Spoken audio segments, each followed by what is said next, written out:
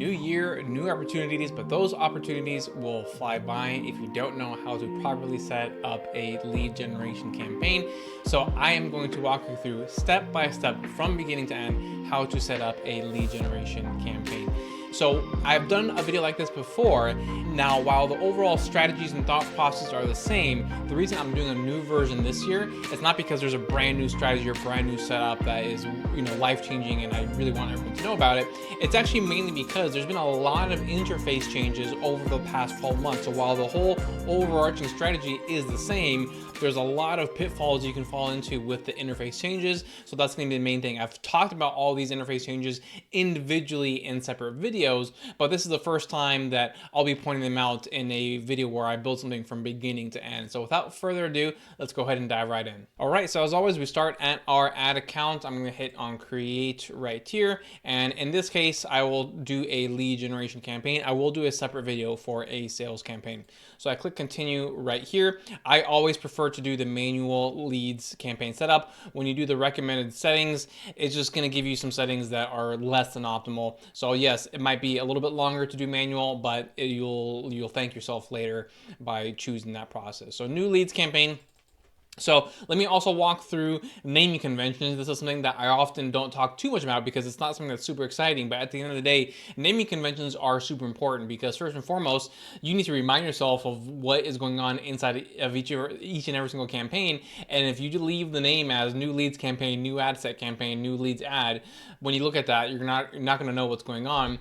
Furthermore, if you end up getting help either from a consultant or advisor or agency, and they hop into your account and you just have all these abstract names, then it's going to be very difficult for them to figure out what the heck is going on inside of your ad account. So that's why I really stress good, clean naming convention. So what I like to do with any campaign, I like to start off with the objective. So if this was a sales objective, that would say sales. If this was video views objective, that would say video views, so on and so forth. This is the leads objective we're going to choose. Then I talk about where I'm going to be running traffic to. So in this case, this is going to be a new masterclass for 2025. So there we go. If I was running it to a checklist lead magnet, that would say checklist lead magnet. If this was running to a book a call page, that would say book a call page, right? So it's whatever you're actually running the traffic to. Then I mentioned the geographic areas where I am running this ad. So I will be running this all in the English speaking countries. There are 6 total. So I will call this the big 6, just like that. If this was just USA, I would just say USA. If this was just USA in Europe, I would say USA in Europe, so on and so forth, right? Again, so it's just about where it is that you're running the ads to. And then I mentioned what type of traffic I'm running this to. So in this case, this is going to cold traffic. If this was going to warm traffic, that would say warm traffic. If this was going to both warm traffic and cold traffic at the same time, it would say that as well. So it all depends on, what your circumstance is. And so it's very easy then when you hop into your account, just by looking at this naming convention, what is actually going on inside of your ad account. So there we go. That's that part right there. Then we scroll down, we have the leads objective selected right here. But again, just in case there are all these other objectives. And then in this case, I'm going to turn off Advantage Campaign Budget Plus. You really only have to worry about this at higher spend levels. If you're at a lower spend level, I would define that as less than $500 a day. You really don't need to be worrying about Advantage Campaign Budget Plus. So that is going to be turned off. And then everything else right here is good to go. So now let's move on to the ad set. So same thing going on with the ad set. We have to have a good naming convention. And so here I mentioned 2 things, who it is that we're targeting and the placements that I'm using. Here, I'm actually just going to do open targeting. I've talked about open targeting in the past. It can work. It's not going to work for 100% of businesses 100% of the time, but it probably is worth testing. And if you don't know what I mean by open targeting, I mean basically no targeting, right? You can do age range and gender and stuff like that, but in terms of interest and lookalikes or whatever that, there's nothing like that in there. I'm letting the algorithm go out and find my target audience. So this is just going to say open audience, and then I'm doing all placements for this campaign. If this was the stories placement, this would say stories. If I was strictly doing the feeds placements, I would be saying feeds, so on and so forth. So again, customizing it to the situation. And then in this case, I am going to leave it at website leads. I'm not doing instant forms or messenger or any of these other ones right here. Not that there's not a time and place for all of those, but you know, for me, the tried and true is website conversion leads, sending people to my website, so on and so forth. Maximize number of conversions is totally fine. Make sure I select my pixel, the correct one, if you have multiple. And then here I am going to select the lead event right there. Now, one thing to note is that I am selecting the lead event here, but you can only select that if the lead standard event is installed on your website. Now, is it installed on your website? It depends. Some websites do it automatically, some you have to manually do it. I've done full tutorials on this. I will only quickly cover it right here. However, if you want to see a full and complete tutorial about this, go ahead and check this video out right here. All right, so for the Facebook standard events, actually the first thing you want to do is you want to do a quick Google search of Facebook standard events, and it's gonna be the very first link that pops up for you. You click on that. In this case, I'm gonna go down and find the lead standard events right there, voila. But I've actually already done this, so if I minimize this right here, here is my thank you page. This is my regular pixel right here. But then beneath the page view event, there is the lead event. So that is where I pasted that lead event. Any lead event, or sorry, conversion event, standard event that you add, it comes after the page view. That's where you want to put it. It's literally just a copy and paste job. As I mentioned previously, some websites will automatically do this for you. But again, in order to use that lead event, this has to be installed either automatically by your website or manually, like I have done it right here. All right, let's go back to the campaign now. So lead event is good to go. I'm not gonna mess with the cost per result goal. Show more options, very easy to miss, but definitely do click on that because you do want to modify your attribution setting.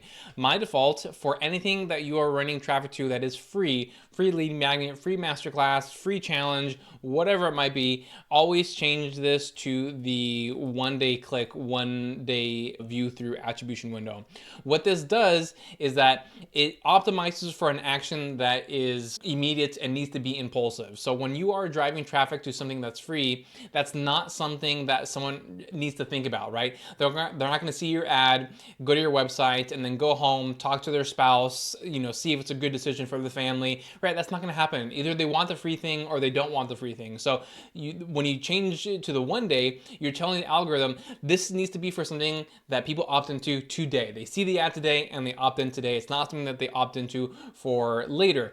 Now, if you're doing a sales campaign, which again, I'll do a completely separate video on that, it's either or, depending on the price, right? Some prices are low enough that they're impulsive buys, and so the 1 day still works, but then you get to a certain point where it's not an impulsive buy, right? If it's $100, that's not an impulse buy. Therefore, people will need time to make that decision, and so the 7 days attribution window will factor that in, and the algorithm will optimize to get you the purchases for something that is not necessarily impulsive. So again, something that's free though, 100% of the time I am doing the 1 day click through attribution and the 1 day view through right there. Delivery type standard, yes, we leave that there. Dynamic creative, that is going away, so you don't have to worry about that right now. Budget is totally fine right now at $20 a day. Start date, easily missed and overlooked by so many people. Unless there's an emergency, which sometimes there are, never launch a campaign in the middle of the day. So right now I'm recording this, it's 3:22 p.m. in the afternoon. I would never launch a campaign at this hour for a couple of different reasons. First and foremost, Facebook is going to try to spend all $20 between now and midnight, right? So even though it's not a full day, they're like, hey, we want your money, so here we go. Expedited delivery in terms of impressions, and you get tons and tons of impressions for very cheap, but they're going to be lousy impressions because they just want your $20. They don't care about your results. And then second, when you launch a campaign, the best thing you can do for the algorithm is that within the first 24 hours that the campaign is live, it's the same 24 hours of the same day. So if you have these go live bright and early in the morning, that's going to happen because behavior is different in the morning versus the afternoon versus the evening, all within the same day. So if you give the algorithm that time window to be able to analyze your audience's behavior, it's just going to set it up for success. So for this, I am going to choose tomorrow, the 11th, and then this is going to go live at 12:30 a.m. Pacific time. That's kind of my sweet spot that I like to launch it at right there. Budget scheduling, schedule budget increases. I do not recommend doing this simply because I only increase the budget when I'm seeing good results, and you're not going to know if you're going to get good results until the campaign actually goes live. That would be kind of just Facebook's way of conveniently getting more money from you over time and making you think that that is a smart thing to do. And then audience controls right here. Right here, I can change the locations. So I'm going to change this to all the other English speaking countries. So in this case, Canada, Australia, New Zealand, United Kingdom, and Ireland. There we go. Okay, perfect. So there we go.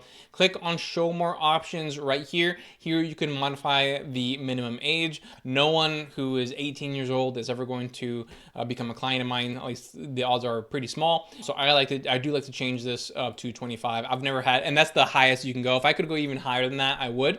But you know, in terms of people who have been my clients, is everyone has been 30 years or older. And so, like I said, I actually wish I could increase this to 30 plus, but I can't. 25 is the max, so I set that up right there. Now, exclusions, another very easily overlooked thing, because we're always focused on you know, who we want to target, not necessarily who we want to exclude. Now, it's very smart to exclude people who have already opted into your lead magnet in this case. We've probably all experienced this, where you opt into something and then you keep on seeing the same ad for the same thing you opted into over and over and over again. And that's because that advertiser isn't using exclusions. And so you're just getting annoyed and pestered with the same ad for the very thing that you've already opted into. So don't be an annoying advertiser, and make sure you exclude the people who have already opted into. So I actually already have this audience created right here, all leads, 179 days. Actually, there's a different one that I can choose. That's actually, no, 179, I guess, is the only one I have right there. So I can go ahead and select that. Now, let me quickly show you how I created that audience. So I go to my audiences tab over here, and then create audience, custom audience, website audience, next. Now, there's a couple of different options right here. It defaults to all website visitors.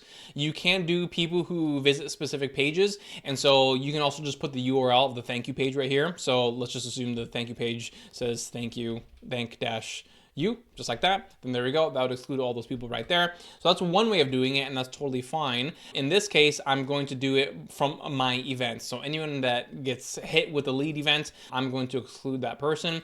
The audience retention defaults to 30 days. I'm going to go to the maximum of 180 days in this case. And then here for the audience name, I'm going to give it a very clear name. So all leads 180 days. That way, when I'm actually creating my campaign, looking for things to include or exclude, it's very obvious what I'm choosing right here. So then I go ahead and click on create audience, and there we go. So that is all set right here. I already excluded at least one of the audiences. 179 days is totally fine.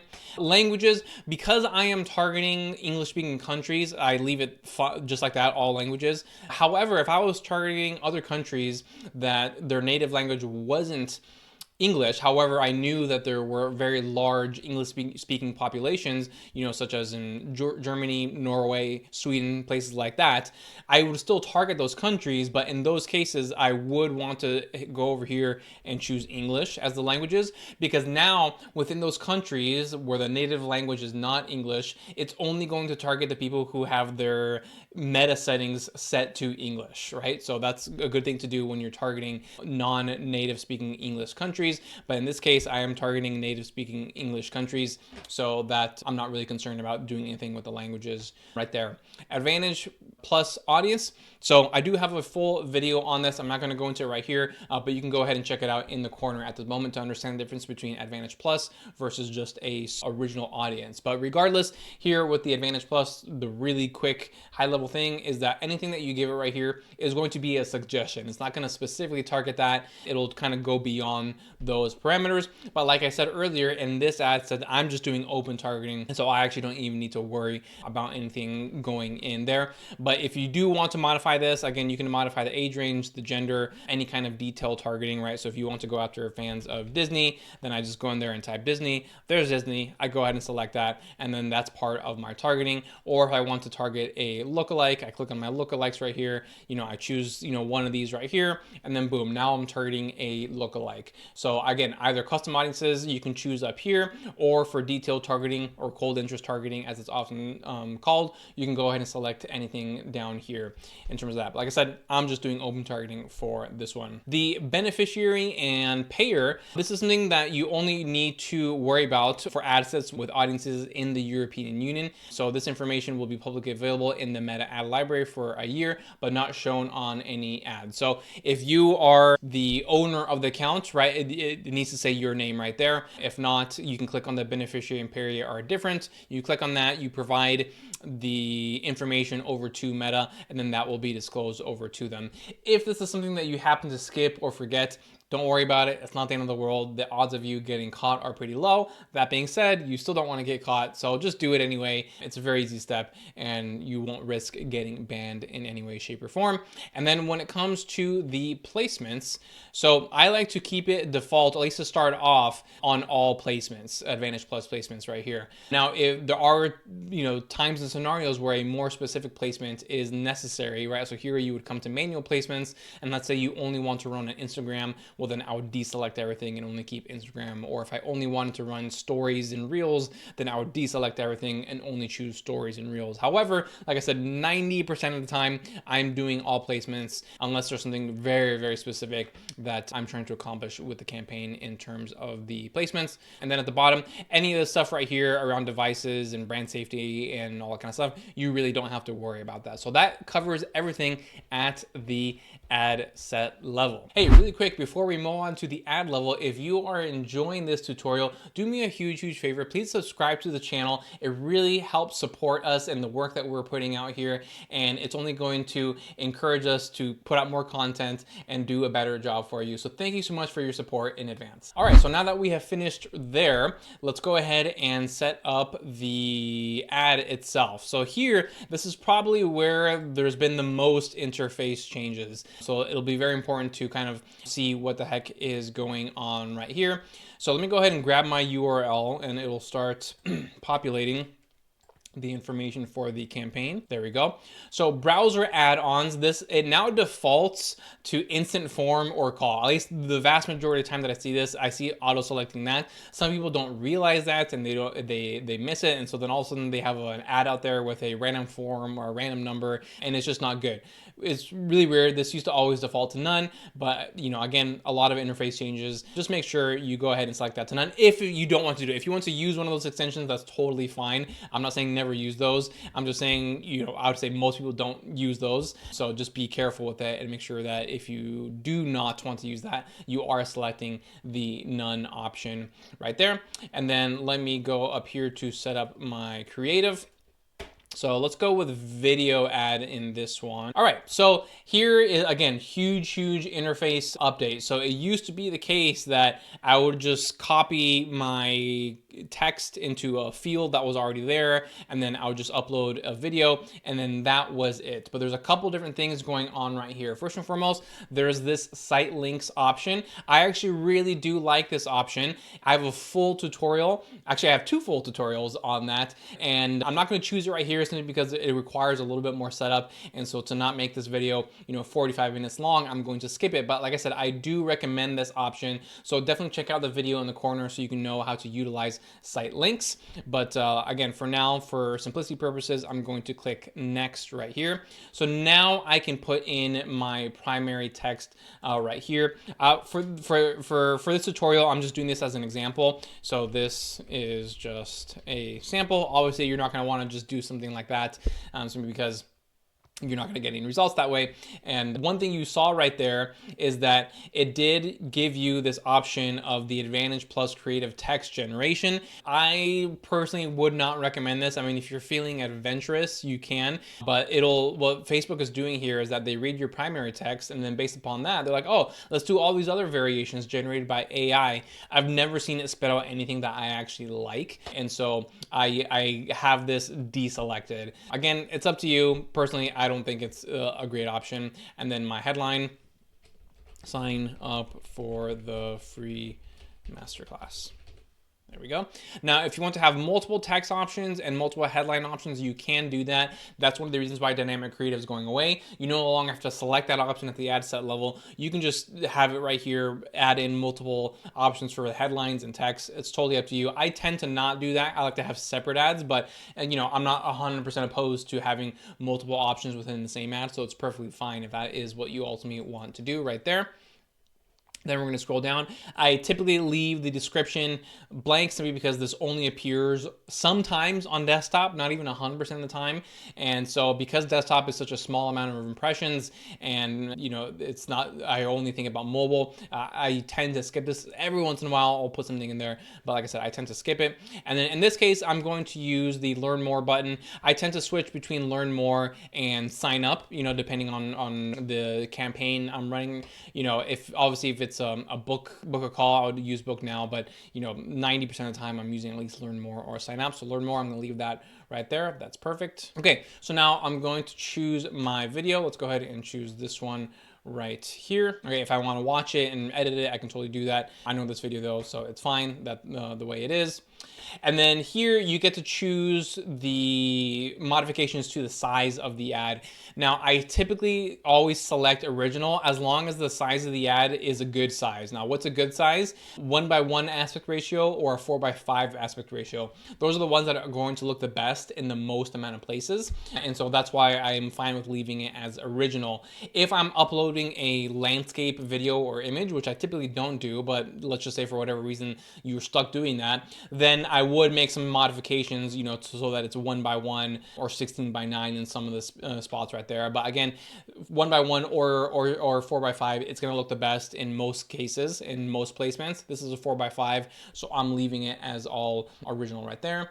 Then I go ahead and click next, and here is another really, really big one. It defaults with, hey, all your optimizations are on, you are good to go. But you don't want to skip this step right here. It's definitely there's definitely some things in here that are less than optimal. Mainly this one right here, the text improvements. It's a really weird option where sometimes it'll take your headline, put it as your body copy, take your body copy, make that as your headline. It just makes the ad look bizarre. I absolutely hate it. I always turn it off. In terms of the other ones, visual touch-ups, enhanced CTA, add video filter, those are totally fine. None of these things are really going to dramatically change your results one way or the other. So I tend to leave them on, but if you want to turn them off for whatever reason, that's totally fine. Again, it's very marginal, the kind of changes that you are going to see. Then I click done. And there we go. Now I'm just going to do a final check. You'll see the option again for the Advantage Plus text generated by AI, but again, I don't recommend that you do that. There is this option right here of enable text per person. Again, that goes back up to the modifications we made to the Advantage Plus. I always forget the naming conventions because their naming conventions are super confusing, but the Advantage Plus creative that we just turned off. So we want to have that stay off like that. If you want to learn more about this right here, it'll tell you the specific information about what enhancements it's going to make for each and every single person. We're not doing an A/B test, so we can go ahead and leave that up. Here's the enhancements. I was looking for that. I was scrolling up here, but it's actually down here. If you forgot what you turned on or off, you can always look at this. So again, we turned off the text improvements and we left on these improvements right here. And then that's it. If you are doing any kind of third-party tracking, oftentimes they want UTM parameters. So if you are adding UTM parameters, this is where that would go. But from beginning to end, that is how you set up a campaign. Now, really quick, another thing that can catch people off guard is that if you have a catalog attached to your account, it's now has been starting to auto add that catalog to all ads, and that may not be an ideal scenario. I don't have a catalog attached to my account, so that's why that option didn't come up, but this does happen with some other accounts that I manage. So let me quickly show you that so you know how to avoid that if in fact you don't want the catalog options to be showing up in your ads. All right, so here's that example of a catalog ad. So this is just a really quick example. Yeah, like I just mentioned previously, I don't do landscape usually. This is obviously landscape, but just for simplicity purposes, I just brought up this quick ad in a client account. This client does have a catalog set up in his account, and as you can see right here, it says that 13 catalog items have been added to this ad, and that's what you see right down here. Now, again, that might be something that you you want, particularly if you're an e-commerce website. And so no matter what kind of product you are advertising right here, you always want other products to be shown. That's totally fine. But if you don't want that to happen for whatever reason, again, just be very careful, because it auto adds that and auto connects it, and a lot of people don't even realize that. So this is where you can see, right? So site links, there are 0 site links set up right now, but there are 13 catalog items. So let me go ahead and click on edit right here. And the way I change that, so here's the site links, but I'm gonna go down to the catalog, change catalog, and then up here, I'm just gonna go to not connected, and then click save. And then that gets rid of all of the catalog items. So again, if that is something that you do not want in your ad, that is how you go ahead and make that change. All right, and there you have it. That is how you set up a lead generation campaign in Meta Ads for 2025. And that's how you also keep an eye out for all those twists, turns, and obstacles that we went through. Now you know what to turn off, what to leave on, what modifications to make, so on and so forth. And when you follow this step, I feel very confident that you will start to get some really good results, as long as your offer is good. Remember, no amount of ad magic will sell something that people don't want, right? At the end of the day, it needs to be something that's appealing. But as long as it is appealing and you follow these steps, I feel very good about your odds in having a successful lead generation campaign. But as always, if there's any questions that you have about this topic, just let me know in the comments below. Thank you so much for tuning in, and I will see you next time.